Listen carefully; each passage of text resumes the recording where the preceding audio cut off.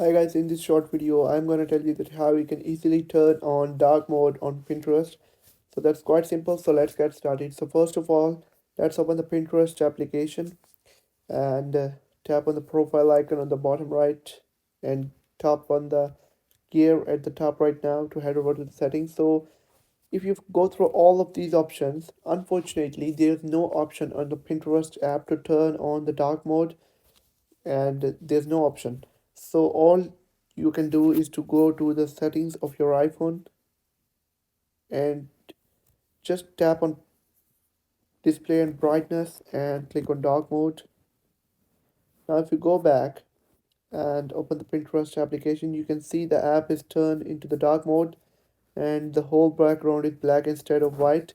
So that's how you can turn on dark mode on Pinterest. It all depends upon your phone's dark mode or light mode, and that's how you can turn on dark mode on Pinterest application. So if you found the video helpful, make sure to like the video and subscribe to my channel. Thank you.